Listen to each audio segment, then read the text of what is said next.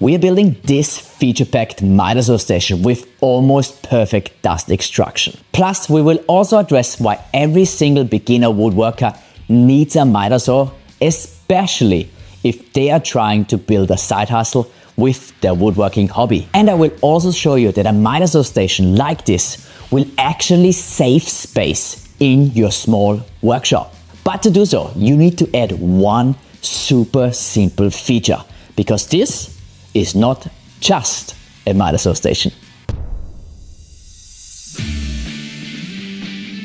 I'm going through this first part here quite quickly because it is very specific to me. They have sent me this record system for free, but not for YouTube. That was an Instagram thing, done and dusted. We're using this here for our framing. This stuff holds 1,000 kilograms and plays a bigger role in our shop extension project that I'm working on at the moment. This is how it looked from the front. Me walking around. This is how tight it got. Help! I have a couple of those around already and they serve a multi-purpose as my walls and workbenches. I'm sharing this massive shed with farm equipment and storage, so I somehow needed to hold up my ceiling. And those ones were just quick and easy.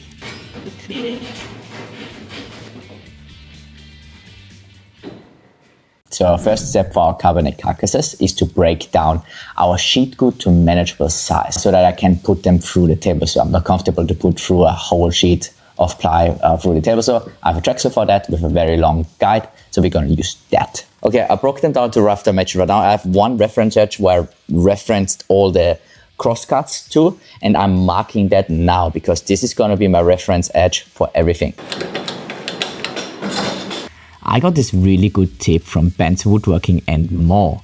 So once you cut the factory edge with your track saw, this is a way better and straighter edge. Use that as a reference towards your fence to cut your panels to final size. This will make everything way more accurate. So next we're going to do a really quick sand on all of the surfaces because this is construction grade plywood and it's quite rough, so I don't want to have any splinters when I go over there. Dandy hands.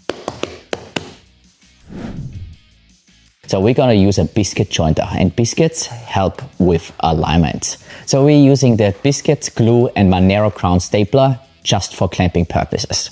I actually built 3 different versions of cabinets to test out which ones are the best for beginner woodworkers. I will make a separate video out of that because I'm also going to test the sturdiness and the long-term capability of those cabinets. But for now, you can watch me do a massive mistake here because I actually put the data on the wrong side. But lucky me, the outside of this cabinet will be hidden, so nobody will see my mistake.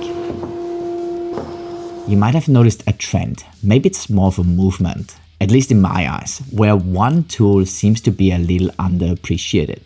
No, I'm not talking about the Festool Domino. I'm talking about the humble miter saw. It might be just me, but so many woodworkers here on YouTube are getting rid of their miter saws or recommending people not to get one. Let me explain why I believe the miter saw is a vital tool, especially if you are a hobbyist and or trying to build a side hustle with your woodworking hobby. And also why full-time woodworkers or full-time YouTube woodworkers tell you don't buy one, because they actually have a really good reason for it. But before I get into that, let's jump right back into the build. Okay guys, so I have these part pins here, and the next thing what we're gonna do is they fit exactly like this in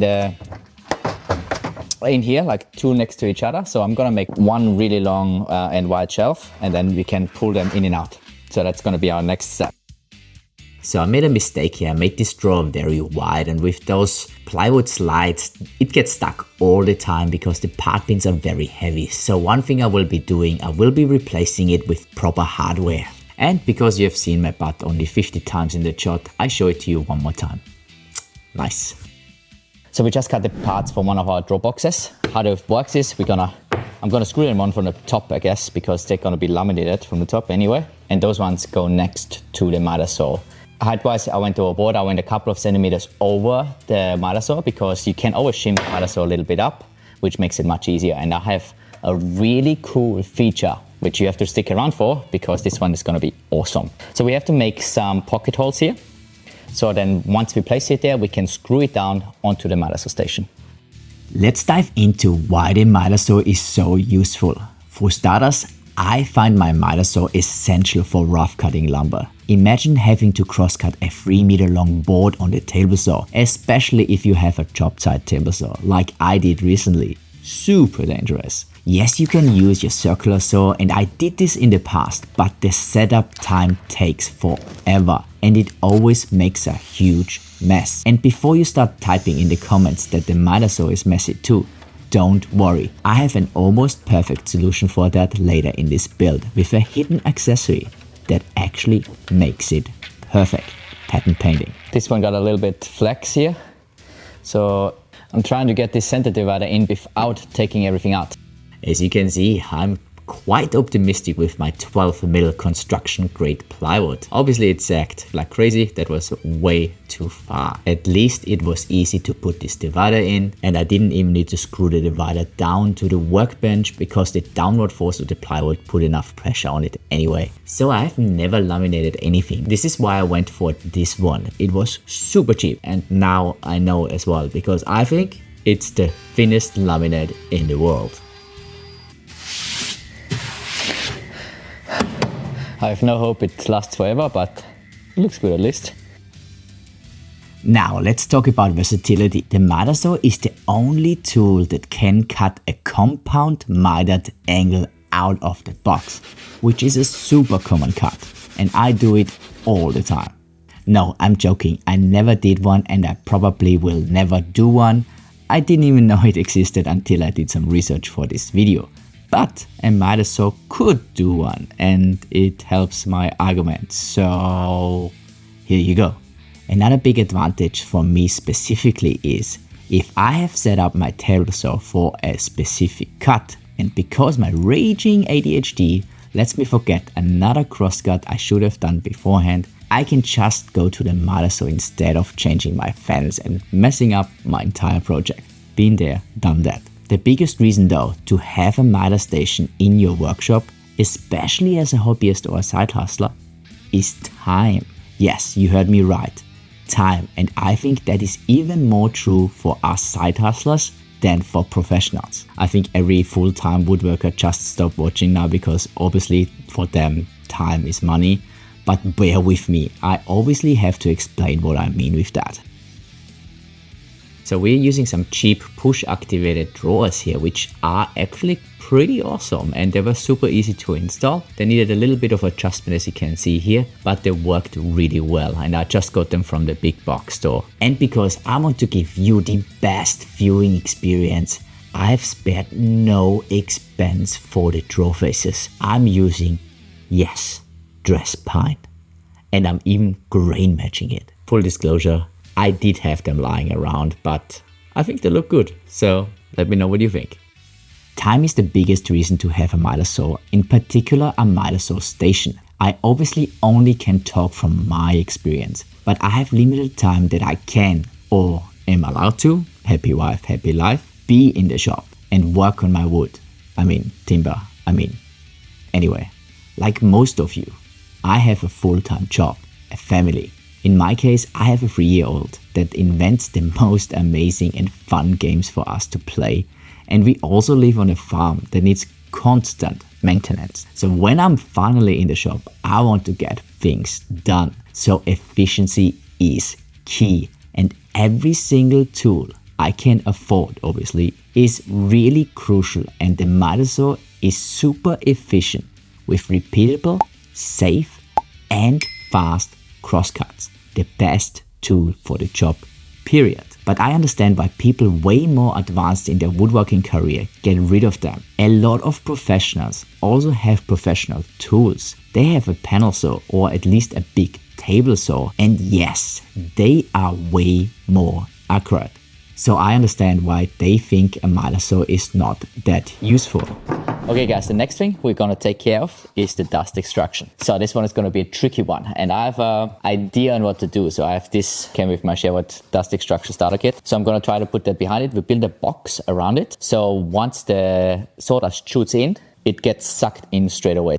To be fair, do I think you absolutely need a miter saw, and would I recommend it as a first tool for a woodworker? Depends on. As with everything, you can make it work without one. You can also make it work without a table saw, but nobody seems to want to do that. I would never get rid of my miter saw. I got this Bosch already, and I also just spent a month building a miter saw station. So in the end, you have to decide what is best for your workflow and your workshop. But don't let people tell you you don't need one or you can't fit one. Because next I will show you how you actually can with a super simple trick that everyone, no matter what level of woodworker, can do. So what's happening here is this table saw is brand spanking new, and I forgot to level the throat plate. I didn't think it was a big deal, but as you can see, I tried to push away that plywood offcut and it got stuck exactly there. I get really angry with myself if I do dumb shit like that because it's super dangerous, so don't repeat it. And I let it out on this really innocent, beautiful plywood offcut who didn't do anything to anyone. The box build from the dust extraction was super simple and it worked super well, as you can see here. The one thing that improved it immensely though is when I connected my 4-inch dust hose to the dust port of the miter saw, and I really put it to the test and cut a ton of MDF on it. Okay guys, so there's still a little bit of dust left. That is really almost nothing, so way better than it was before. To make it absolutely perfect, we're adding this feature to the dust extraction. So we turn it on and then brush away. Because I know I will get most of the question on how I did this epoxy sign, I will go into it in a little more detail. First, I cut my logo out of 3mm MDF on my laser and then painted it black.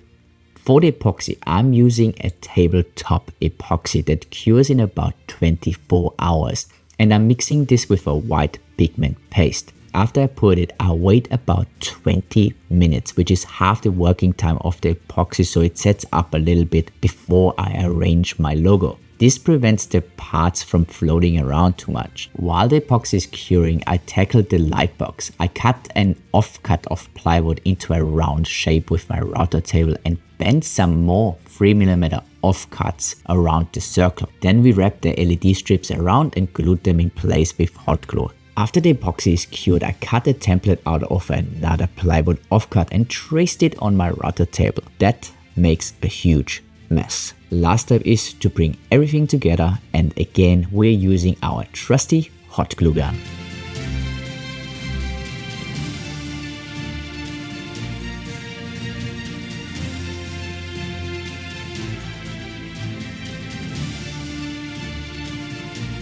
I will show you now that super simple feature to actually save space with this. And for that, you only need a super simple box. I just replace my miter saw with this box, and then I can use this as a fully fledged workbench with a ton of storage. This project was awesome. I loved how it turned out. I still have some stuff to do.